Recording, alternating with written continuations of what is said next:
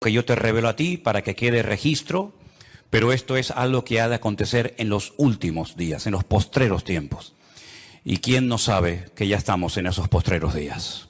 Cualquier musulmán le pregunta si ellos saben que estamos en los últimos tiempos. A cualquier judío, a cualquier cristiano con dos dedos de frente, incluso a aquellas personas que no se definen como nada, pero te dicen, por ejemplo, cuando te los encuentras en la calle, esto va a reventar por algún lado. Esto ya no aguanta más. Algo va a pasar. Bueno, gracias al Señor, nosotros los creyentes podemos estar en paz en medio de la tormenta porque sabemos lo que va a suceder. Y para eso tenemos la palabra de Dios. Oramos en esta tarde, queridos hermanos, pidiendo la bendición de nuestro Dios para este mensaje. Te damos muchas gracias, Señor, una vez más, por esta oportunidad que nos das de aprender, de conocer las cosas que tú has dejado en tu palabra para mantenernos firmes en la fe, para saber cómo actuar, cómo comportarnos en estos tiempos peligrosos y difíciles en los cuales nos ha tocado vivir.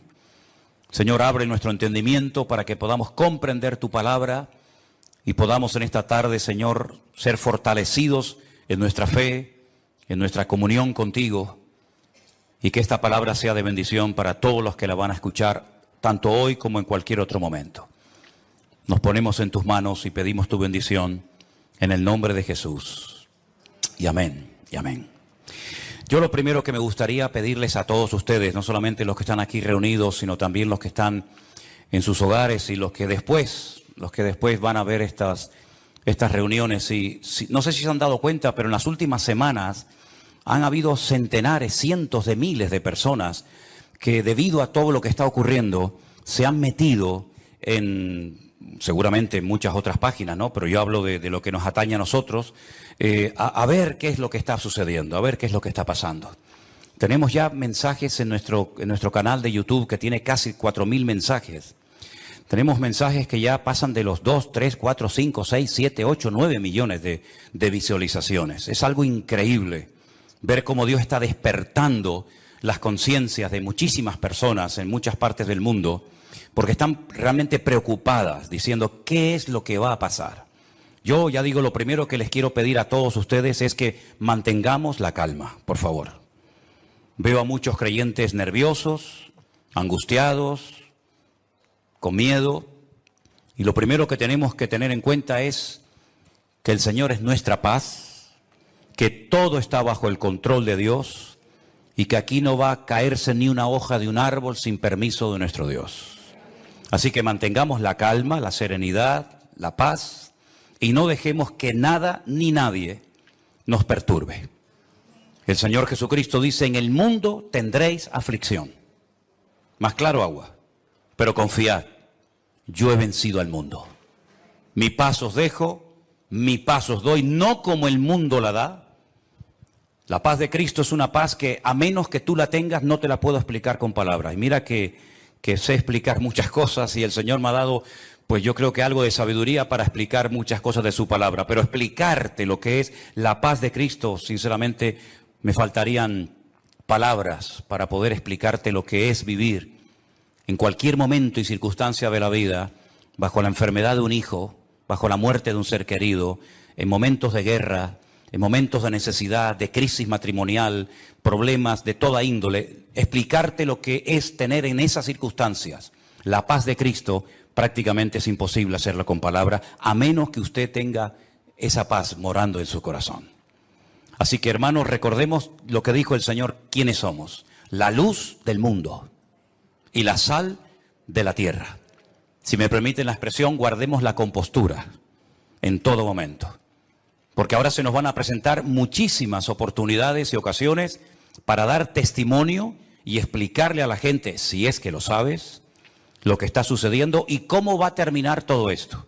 Porque la Biblia no solamente te dice cómo va a empezar todo, cómo se va a desarrollar los acontecimientos, sino que además te dice cómo van a terminar los acontecimientos. Y lo que de entrada te puedo decir es que el mundo nunca más volverá a ser el mismo a partir del 7 de octubre. Nunca más Oriente Medio volverá a ser lo que fue. Europa nunca más volverá a ser lo que ha sido. El mundo espiritual ha cambiado radicalmente. Te lo voy a intentar explicar esta tarde. Porque todo lo que nosotros vemos que está sucediendo en este nivel, en esta dimensión de lo natural, es simplemente, como he dicho muchas veces, y lo repito, un reflejo del mundo espiritual. El mensaje de hoy yo lo he titulado ¿Palestina o Israel? Porque se está oyendo mucho hablar en los últimos días, semanas, acerca de Palestina, de Israel y de Palestina. Y yo tengo que hacer un pequeño alto en el camino antes de entrar en lo que va a ser en sí el mensaje y decirte que no hay que ser ni judío, ni musulmán, ni creyente, ni cristiano, ni nada, para saber que nunca, jamás en la historia hubo un Estado llamado el Estado palestino. Nunca existió tal cosa, jamás. Te voy a decir de dónde viene y quién le puso ese nombre a ese territorio de Palestina. Antes de que los judíos llegaran a ese país y declararan el Estado judío de Israel, como se llama, en 1948, estaban los ingleses en aquel lugar. Después de la Primera Guerra Mundial se repartieron el mundo las naciones vencedoras. Y a Inglaterra le tocó lo que ellos llamaban en aquel tiempo Palestina. Así es que no sacaron de allí al pueblo palestino, porque nunca existió un país llamado o un pueblo llamado palestino, jamás. Entonces sería antes de los ingleses, pues tampoco, porque antes de los ingleses estaban los otomanos. Y sabéis que en ese país han estado todos, los omeyas, los árabes, los bizantinos, los hasmoneos, los griegos, los romanos, prácticamente todo el mundo ha estado por allí. Los cruzados con aquellas cruzadas, y decirles incluso que hasta el rey de España es el único rey del mundo que tiene el título de rey de Jerusalén, por si no lo sabían. Es decir, que por ese pequeño territorio, que es un cruce entre lo que se consideraba la Mesopotamia y Egipto o la salida al mar Mediterráneo, jamás ha habido un Estado palestino, nunca. No sé si en algún momento lo habrá, pero jamás en la historia ha existido tal cosa. ¿De dónde viene entonces el tema o el término Palestina? Realmente el título, el nombre de Palestina fue un castigo del Imperio Romano a los judíos. Me explico. En el año 132 después de la era de Cristo, después del nacimiento de Cristo, hubo un hombre llamado Bar Kokhba. Su nombre significa hijo de la estrella, Bar, hijo, Kokhba, estrella. Bar Kokhba era un judío que fue declarado el Mesías, el verdadero Mesías de Israel. Ustedes saben que el sueño dorado de Israel ha sido la restauración de la monarquía con un rey descendiente de la tribu de Judá. Y este tal Bar Kokhba, el hijo de la estrella, fue apoyado de una forma tremenda por un rabino muy famoso de la época llamado Rabí Akiva. Rabí Akiva, haciendo una pésima interpretación de un texto del Antiguo Testamento, donde dice que el hijo de la estrella, hablando del verdadero Mesías, reinaría, apoyó de una forma tremenda a Bar Kokhba y emprendió una rebelión en contra del Imperio Romano. Y durante un par de años logró crear, entre comillas, un pequeño, país independiente que era la región o la provincia del sur de Judea. Los romanos no le iban a permitir ni a Bar Kokhba ni a nadie que pisotearan a Roma, que humillaran a Roma, y entonces emprendió una matanza, una guerra terrible contra este líder religioso político y lo desmenuzaron. En aquellas guerras se cuenta que murieron más de 580.000 judíos. Una barbaridad. 580.000 judíos perdieron la vida, incluido el Bar Kokhba este. ¿Por qué se produjo esta rebelión? Bueno, hay varios factores, varios motivos. El primero es porque el Imperio Romano había prohibido practicar la Brit Milá, el pacto, la circuncisión. No se podían hacer circuncisiones en Israel, y sabéis que eso es algo sagrado, incuestionable. No se negocia el circuncidar sí o no a un varón. Eso es algo que nadie cuestiona. Incluso los judíos ateos lo hacen con sus hijos. Todos lo hacen, sean creyentes, practicantes o no. Y eso estaba prohibido. Estaba prohibido la celebración del Shabbat, el día de reposo para el pueblo de Israel en aquel tiempo. Estaba prohibido enseñar Torah, enseñar la ley de Moisés, celebrar las fiestas. Y para colmo, como ya Jerusalén había sido destruida, totalmente destruida en el año 70 por el hijo del emperador Vespasiano, Tito, la destruyó y cumplió la profecía que Cristo había dicho en Mateo capítulo 24. ¿Veis todo esto? No quedará piedra sobre piedra que no sea destruida. En el año 70 se cumplió literalmente esa palabra profética que Cristo le había dicho a sus discípulos y que la encontramos en Mateo 24, y la ciudad de Jerusalén fue destruida completamente, incluido lógicamente el templo. Los tesoros del templo, que eran incalculables, se llevaron a Roma, y su padre, Vespasiano, construyó un templo, pero a la muerte, el famoso Coliseo romano, que todavía lo pueden visitar los que quieran. Y para hacer una conmemoración de esta victoria, entrando o muy cerca del Coliseo romano está el Arco del Triunfo de Tito, por donde les desfilaron las legiones romanas, humillando a los judíos que se los llevaban por miles y centenares a Roma para ser lanzados al circo romano, crucificados, etcétera, etcétera. No solamente ocurrió eso, sino que para más INRI, para más humillación, lo que hizo el emperador Adriano fue cambiarle el nombre a la ciudad de Jerusalén. Subió a lo alto de donde estaba el templo, que es el monte Moriah, donde actualmente está el Domo de la Roca, y al lado la mezquita famosa de Al-Aqsa. Y allí puso un templo a Júpiter, una de las divinidades más adoradas y queridas de Roma. Y le cambió el nombre de Jerusalén por Aelia Capitolina.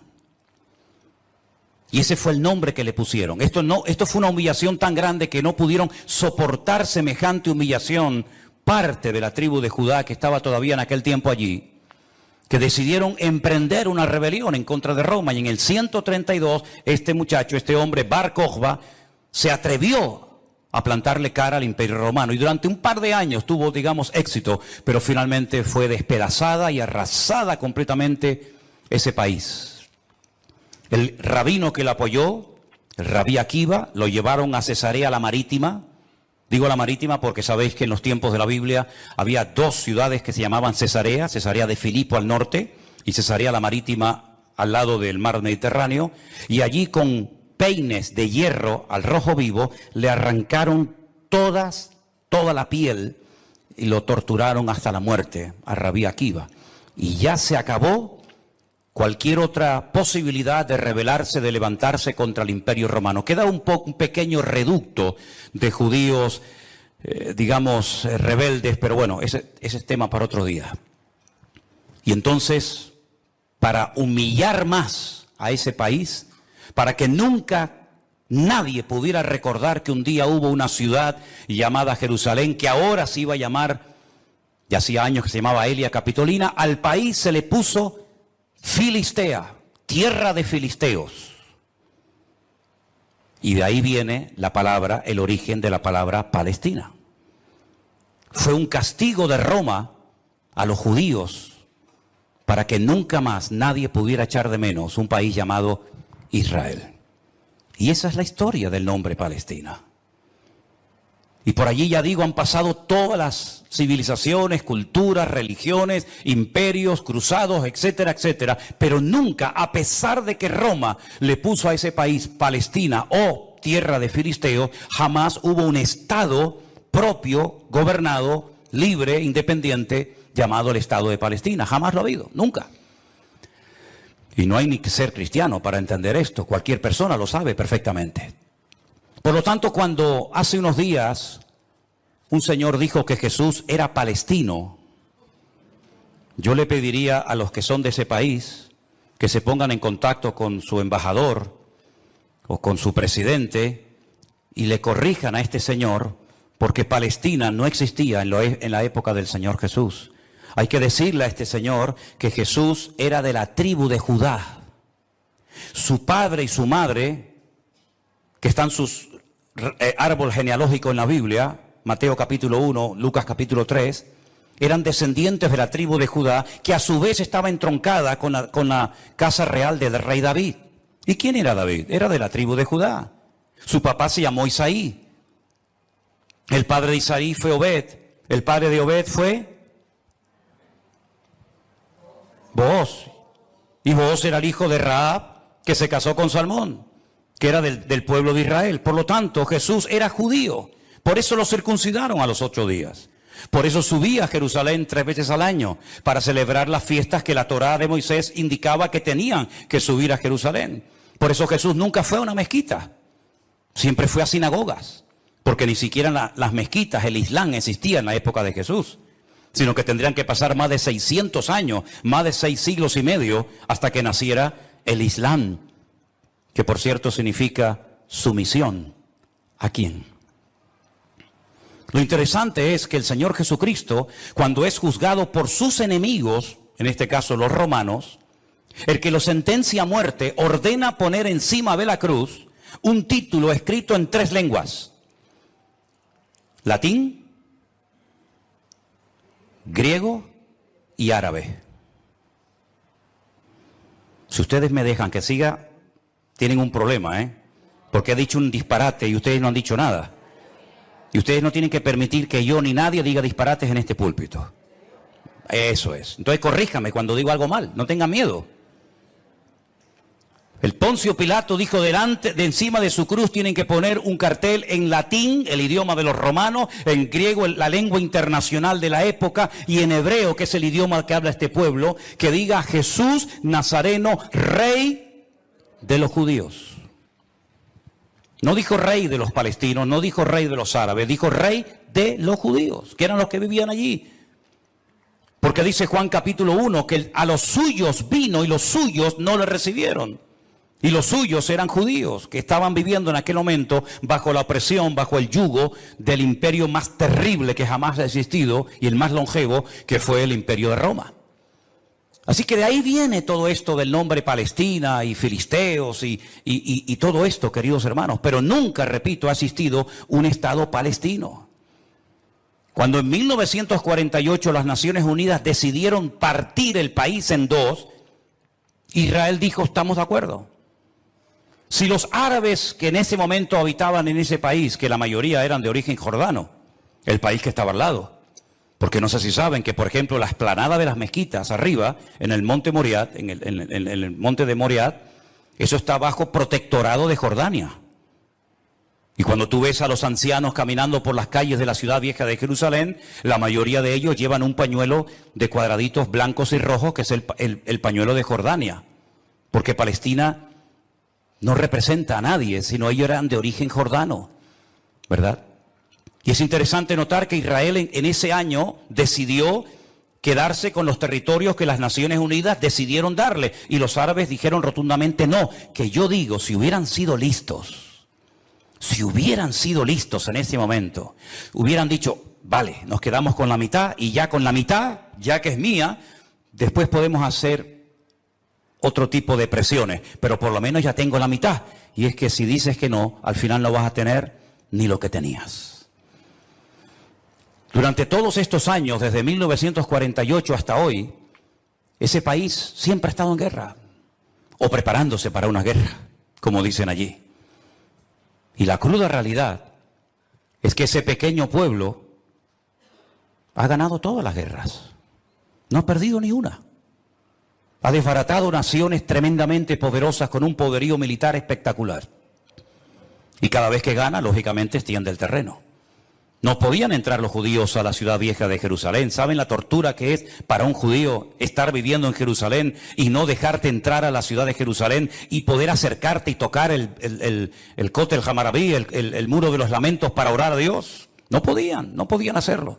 Desde 1948, que entraron allí, hasta 1967, en la guerra famosa de los 6 días, los judíos veían de lejos. Por eso cuando ustedes van a Jerusalén se van a dar cuenta que las casas que están más en alto son las que le permitían al judío poder ver el monte del templo, porque no podían acercarse a tocarlo, ni a mirarlo. Y no solamente desde 1948, desde hace muchos siglos tampoco podían estar allí. Y al final recuperaron la ciudad de Jerusalén. Pero todas y cada una de estas guerras siempre ha cambiado la atmósfera, el mundo espiritual, siempre. Porque algo que tenemos que tener presente es que el mundo natural refleja lo que está pasando en el mundo espiritual, ni más ni menos. Y me gustaría con algunos textos de la Biblia demostrarles que el mundo espiritual es tan real como este mundo en el cual nos movemos tú y yo como pez en el agua. En el libro de Daniel, en el Antiguo Testamento, este hombre está cautivo en Babilonia. Las tribus del sur, Judá y Benjamín, han sido derrotadas, han sido humilladas por las tropas de un tal rey Nabucodonosor. Son llevadas cautivas por 70 años a Babilonia. Algunos se preguntarán, ¿y por qué fueron llevados cautivos a Babilonia justamente 70 años? Bueno, primeramente por su desobediencia, por su rebeldía, por no haber querido arrepentirse. Muchas veces el Señor le mostró a Ezequiel en visión los pecados terribles que ellos hacían en la intimidad, que nadie los sabía, pero que Dios los conocía perfectamente. Y dice que se lo llevaba en visión y le decía, métete por el agujero de esa pared y mira lo que están haciendo ahí adentro, a ver si no son dignos de mi ira y de mi juicio, ¿verdad? Y por 70 años son llevados a Babilonia para que la tierra descanse en una celebración que todavía, en una ley que todavía los religiosos, los agricultores religiosos practican, otros no. Y es la ley de la Shemitah.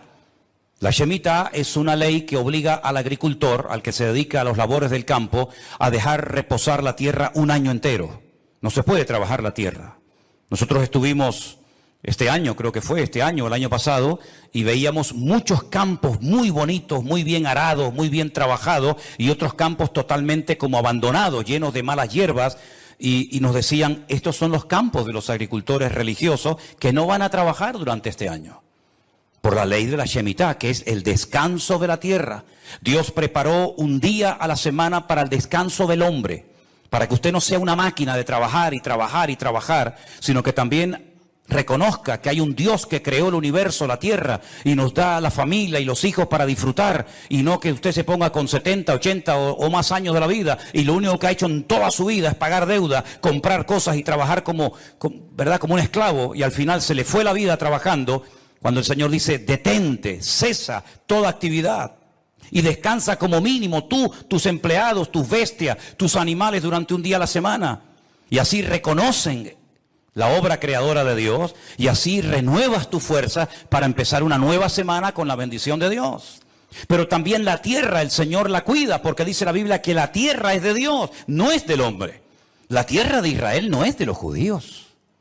La tierra de Israel, ese territorio tan pequeñito, no es de los palestinos. ¿Quién es el dueño de la tierra? Es Dios, lo dice en su palabra. Del Señor es la tierra y su plenitud. Y dice la Biblia que durante los 490 años que vivieron allí cuando entraron con Josué, nunca cumplieron la ley del reposo de la tierra. Por lo tanto, la tierra necesitaba descansar 70 años. 70 por 7, ¿cuánto es? 490. Después de los 70 años de cautiverio, logran volver otra vez a su país, restauran el muro, restauran la ciudad, restauran el templo, vuelven otra vez a la vida normal, digamos. Pero sin embargo, antes de salir, hay un hombre llamado Daniel que escribió un libro extraordinario, donde él nos habla de cosas que habían ocurrido, que les habían llevado a esta situación terrible, y cosas que iban a ocurrir en el futuro. Pero una de las cosas que Daniel cuenta muy interesante es el conflicto, la guerra, la realidad del mundo espiritual. Por ejemplo, podríamos leer muchos pasajes, pero en Daniel capítulo 10, a partir del versículo 12, la palabra de Dios dice así. Entonces me dijo, Daniel, no temas, porque desde el primer día que dispusiste tu corazón a entender y a humillarte en la presencia de tu Dios, fueron oídas tus palabras y a causa de tus palabras yo he venido. Está hablando con un ángel que se le ha presentado a Daniel, ¿sí? Mas el príncipe del reino de Persia se me opuso durante 21 días. Pero he aquí Miguel, uno de los principales príncipes, vino para ayudarme y quedé allí con los reyes de Persia. Intentaremos explicar esto lo mejor posible. He venido para hacerte saber lo que ha de venir a tu pueblo en los postreros días. Porque la visión es para esos días. No es para el tiempo de Daniel, es para los postreros, los tiempos finales. Mientras me decía estas palabras, estaba yo con los ojos puestos en tierra, enmudecido. Pero he aquí uno con semejanza de hijo de hombre tocó mis labios. Entonces abrí mi boca y hablé y dije al que estaba delante de mí: Señor mío, con la visión me han sobrevenido dolores y no me queda fuerza. ¿Cómo pues podrá el siervo de mi Señor hablar con mi Señor? Porque al instante me faltó la fuerza y no me quedó aliento. Y aquel que tenía semejanza de hombre me tocó otra vez y me fortaleció y me dijo: muy amado, no temas, la paz sea contigo, esfuérzate y aliéntate. Y mientras él me hablaba, recobré las fuerzas y dije: hable mi Señor, porque me has fortalecido. Y me dijo: ¿sabes por qué he venido a ti? Pues ahora tengo que volver para pelear contra el príncipe de Persia. Y al terminar con él, con el príncipe de Grecia, que vendrá. Pero yo te declararé lo que está escrito en el libro de la verdad, y ninguno me ayuda contra ellos sino Miguel, vuestro príncipe. Aquí está hablando de príncipe, el príncipe de Grecia, el príncipe de Persia. Habla de un arcángel tremendamente poderoso que aparece en pocas ocasiones en la Biblia, llamado Miguel, que dice que es el príncipe que protege al pueblo de Israel de ser aniquilado y destruido. Porque una cosa que les quiero decir y que os quede clara, y me da igual si estáis de acuerdo o no, me da igual, créame, pero te lo tengo que decir. Recientemente se le preguntaron a altas autoridades de Hamás y le dijeron: si pudierais elegir entre tener todo el Estado de Israel, todo el territorio, de norte a sur y de este a oeste para ustedes, o la destrucción, la aniquilación total y absoluta del pueblo de Israel, ¿qué elegiríais? ¿Sabe la respuesta, no? Preferimos que no exista ni un solo judío sobre la faz de la tierra antes de quedarnos con todo su territorio. Porque no es que quieren quedarse con todo el territorio, es que quieren arrojar al mar o al desierto para que muera toda la población de Israel, que en este momento está alrededor de unos 15 millones de personas más o menos repartidas en varias naciones de la tierra. ¿Quién puede negociar con alguien que te quiere matar? ¿Quién puede negociar con alguien que viola a tus hijos y los quema delante de tu presencia? ¿Quién puede negociar con alguien que le abre el vientre a una mujer embarazada y le saca a su hijo que aún está con vida? ¿Quién puede negociar con alguien que te odia y que el sueño de su vida es destruirte a ti y a toda tu descendencia? ¿Quién puede negociar con semejantes salvajes? Fijaros que ya no digo animales, como decía hasta el otro día, porque no quiero ofender a los animales. Pero aquí encontramos una realidad espiritual.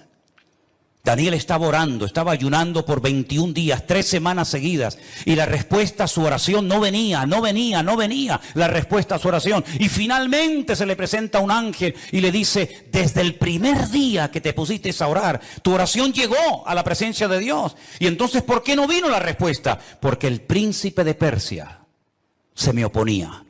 Había interferencias, por decirlo de alguna manera, en el mundo espiritual. ¿Quién es el príncipe de Persia? Un poder espiritual, un príncipe de las tinieblas que no quería que Daniel recibiera la revelación y la información de lo que le iba a pasar a su pueblo a corto y a largo plazo.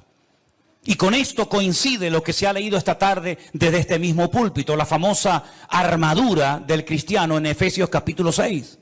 Donde el apóstol Pablo dice: nuestra lucha ahora como creyente no es contra sangre y contra carne, no. Esa ya no es nuestra batalla, esa ya no es nuestra lucha. Nuestra lucha, que existe y es real, es contra principados y contra potestades, contra los gobernadores de las tinieblas, contra huestes espirituales de maldad en las regiones celestes. Y por eso Pablo describe la armadura del soldado romano, pero dándole como una aplicación para que el cristiano pueda vivir en todo momento bien armado, bien preparado, bien listo para poder enfrentar ese conflicto espiritual que todo creyente sabe perfectamente que está librando. Fijaros que las últimas palabras del apóstol Pablo cuando escribe a Timoteo le dice: he peleado la buena batalla, No ha sido fácil llegar hasta la meta, ¿eh? Me han torturado, me han apedreado, me han puesto en la cárcel, etcétera, etcétera. Y he peleado la buena batalla. Y he acabado la carrera. A Timoteo, cuando está pasando un momento de desánimo, de caído en su espíritu, por las presiones y las luchas que está llevando a cabo en la iglesia, que está pastoreando en Éfeso, le dice, pelea la buena batalla.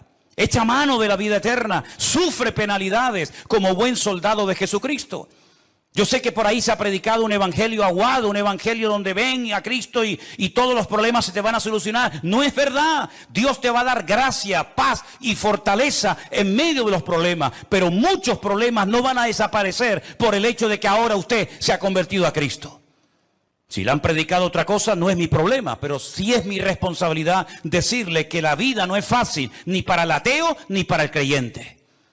Y dice la Biblia que cuando sale el sol calienta buenos y calienta malos. Y cuando hay guerras mueren buenos y mueren malos. Y cuando hay un naufragio mueren cristianos y mueren ateos. Y cuando hay un atentado, cuando hay un terremoto o cuando hay un tsunami mueren cristianos, mueren blancos, mueren ricos, mueren todos. Porque es parte de la vida. Pero en medio de las tormentas y sufrimientos de la vida, nosotros sabemos que el Señor está a nuestro lado. Y eso es lo que nos da la fuerza para decir, Dios está conmigo porque yo sé en quién he creído.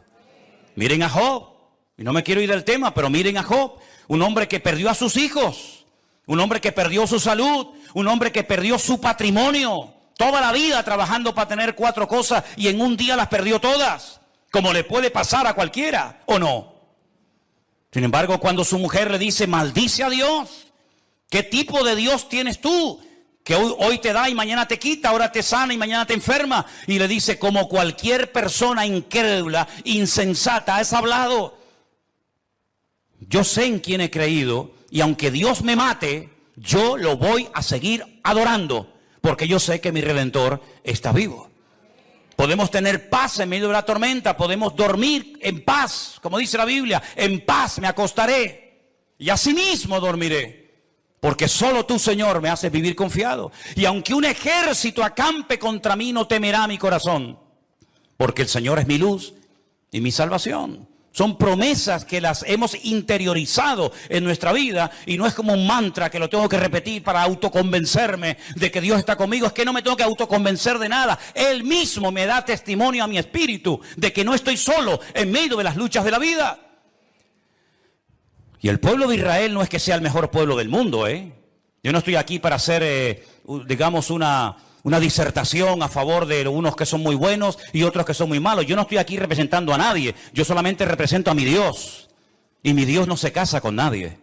Y mi Dios ama a todo el mundo por igual. Y mi Dios no hace acepción de personas. Y todos los seres humanos, me da igual, son palestinos, o son judíos, o son canarios, o son latinos, o de donde sea. Todos los seres humanos tenemos que arrepentirnos delante de nuestro Dios por nuestros pecados. Y aquí no hay ni buenos ni malos, sino que aquí cada uno tiene que ser consciente de que no hay justo ni aun uno delante de la presencia del Señor. El mismo Señor Jesucristo, y hoy lo leía en el Evangelio de Mateo, le decía a los judíos, si no os arrepentís, todos pereceréis igualmente. Por lo tanto, mis queridos hermanos, lo importante es saber que estamos en una guerra espiritual porque estamos a punto, y lo vamos a ver, que todo va a cambiar. La película que hemos vivido hasta el día de hoy, nuestra vida ha sido como una especie de película, con diferentes actores, diferentes escenarios, ¿verdad? El escenario va a cambiar completamente. Los actores van a cambiar. El guión va a cambiar. Y cuando está a punto de producirse un cambio en el mundo significativo que afecta a miles y a millones de personas, hay siempre guerra en el mundo espiritual. Miren cuando Cristo nació, la guerra espiritual que hubo. Comenzaron a asesinar niños, ¿verdad? Comenzaron una serie de revoluciones porque cada vez que va a haber un cambio que va a afectar la economía, la política, la vida social, etcétera, siempre hay un conflicto espiritual tremendo.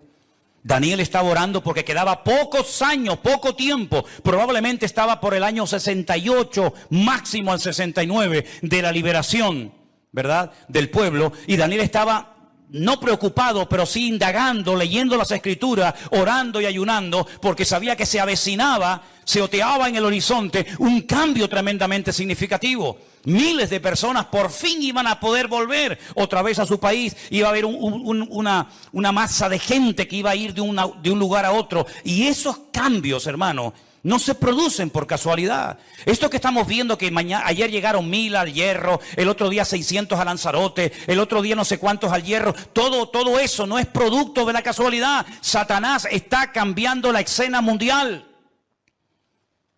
Y lo vamos a notar en pocos días, en pocas semanas. Esto va a ser completamente diferente.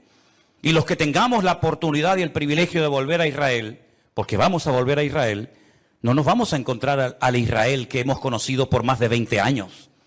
Nos vamos a encontrar a la gente de una forma diferente, una actitud diferente, una atmósfera completamente diferente, porque estamos en una guerra espiritual tremenda. Cuando se lee la famosa armadura del cristiano, se enfatiza mucho que la espada es la palabra de Dios, el yelmo o el casco del soldado representa la salvación, el escudo representa la fe. Pero si ustedes prestan atención a esa armadura de la cual Pablo nos está hablando aquí en Efesios capítulo 6, lo primero que él hace cuando escribe la carta es orar para que los ojos de vuestro entendimiento sean alumbrados y tengáis espíritu de sabiduría y de revelación en el conocimiento de Él. Pablo dice que a los incrédulos Satanás les cegó el entendimiento. Y uno dice, ¿cómo? ¿Cómo es posible que gente tan inteligente, capaz de hacer cosas tremendas, cuando le hablas de la Biblia no se enteran de nada? Son como ciegos, como analfabetos espiritualmente hablando.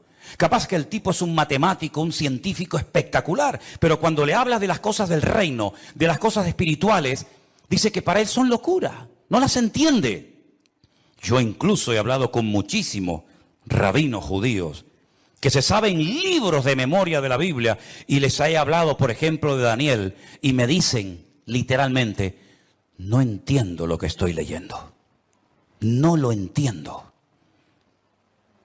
Y uno se queda sorprendido porque se cumple lo que dijo Isaías. Dale esto al que sabe leer y te dirá, no lo entiendo. Y Pablo dice que esta armadura representa la verdad, la justicia, la paz, la fe, la salvación y la palabra de Dios. Fíjate qué palabras tan interesantes. Dice que ceñid vuestros lomos con la verdad, con la coraza de justicia, calzados los pies con el apresto del evangelio de la paz, coger el escudo de la fe, tomad el yelmo de la salvación y la espada del Espíritu, que es la palabra de Dios. Estas 6 cosas, estos 6 elementos, están en el punto de mira de Satanás para arrancarlos de nuestra sociedad de un plumazo. Quiere cambiar la verdad en mentira y convertir la mentira en verdad. Si no, sal por la calle hoy en día y pregunta cosas que tienen que ver ya no con la fe, sino con el sentido común.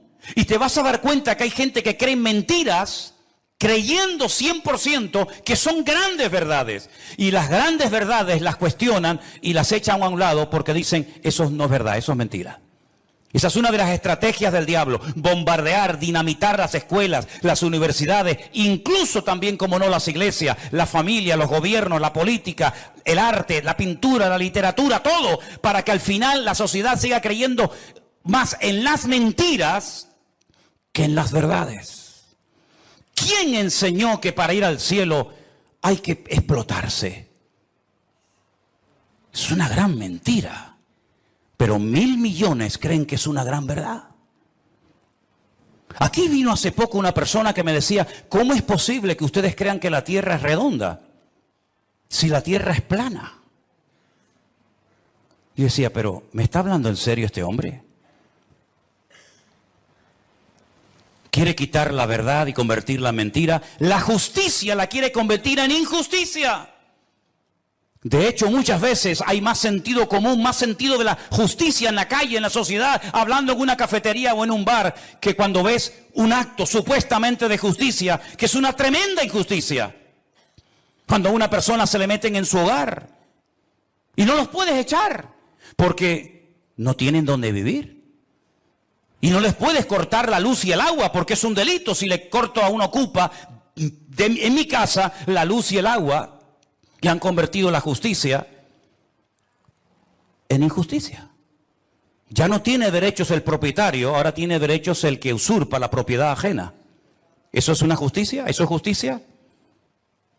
Quiere cambiar la paz en guerra, cosa que sabe hacer perfectamente. La fe en incredulidad, la salvación en muerte y en desesperación eterna, y la palabra de Dios por cualquier cuento que cuenten por ahí, dándole más credibilidad a las mentiras que al libro eterno llamado Biblia o palabra de Dios. ¿Qué te parece? Estamos viviendo en tiempos peligrosos porque dice Daniel capítulo 7 verso 2 que los vientos han comenzado a soplar en el gran mar. Miren ese versículo. Daniel dijo, miraba yo en mi visión de noche y he aquí que los 4 vientos del cielo combatían en el gran mar. En la Biblia, el gran mar es el mar Mediterráneo. Es el mar que toca muchos países europeos y también del norte de África. ¿Y de dónde se levantará un personaje siniestro que tendrá un poder tremendo? Económicamente hablando, políticamente hablando, económicamente hablando, del antiguo territorio que ocupaba el reino de Roma. Todo lo que es el norte de África, parte de Oriente Medio y todo lo que es Europa, hasta lo que se conoce como Finisterre, el fin de la tierra para los romanos hace 2000 años. Y dice que en ese gran mar, él vio como 4 vientos, que son demonios, comenzaban a soplar de tal manera que comenzaron a levantarse animales. El resto del capítulo no lo voy a leer, pero dice que comenzaron a levantarse animales. Se levantó un leopardo con alas, se levantó un oso con unas costillas en la boca, se levantó un león con alas, se levantó una bestia indescriptible de esa zona donde soplaban los 4 vientos. Y comenzaron a levantarse esos animales que representaban imperios, poderes políticos que iban a afectar la vida de miles y de millones de personas a lo largo de la historia. ¿Cómo podía saber ese hombre cuando todavía no existían ni los medos persas, ni los griegos, ni los romanos, que se iban a levantar esos imperios siglos antes de antelación? Es que la Biblia se anticipa en el tiempo y en el espacio, demostrando que Dios es un Dios veraz y que siempre sabe lo que va a suceder porque Él controla la historia. ¿Cuántos dicen amén? Y vemos varios vientos en la Biblia. No tengo tiempo para extenderme en todo esto, pero ¿cuál fue el viento que destruyó la barca de Pablo o el barco de Pablo? ¿Cuál fue el viento ese? Es el viento que golpeó contra un creyente, contra un representante del cuerpo de Cristo, el Euroclidón. El Euroclidón destrozó la nave de Pablo y Pablo tuvo que ir a tierra a calentarse y a salvar la vida. Ese viento soplará. Son nombres de la mitología griega. El Aquilón, el Austro. Son vientos que se mencionan, por ejemplo, en el libro del Cantar de los Cantares. Métanse y estudien las direcciones de estos vientos. Generalmente los vientos, depende del viento, suelen ir en una misma dirección, pero llegará un momento en el que se producirá como una especie de huracán, ¿verdad? Donde hay vientos de norte, de sur, de este, de oeste, y es imposible navegar de esa manera. Es imposible navegar con 4 o 5 vientos diferentes. Y eso es lo que va a pasar en los últimos tiempos. Representa la lucha del mundo espiritual con nombres de vientos que aparecen en la Biblia. Y esos vientos se van a llevar a cabo en una zona geográfica en la que tú y yo también vivimos. Y por eso Europa va a ser afectada grandemente en los últimos tiempos. ¿Qué es lo que hay detrás de todo esto? No es una lucha de unos contra otros simplemente. Es una lucha de Satanás contra Dios y su palabra. Ni más ni menos. ¿Quién puede más? ¿Alá o el Dios de ustedes? ¿Quién puede más? ¿El Corán o vuestra Biblia o Torá? Es una lucha de tipo espiritual.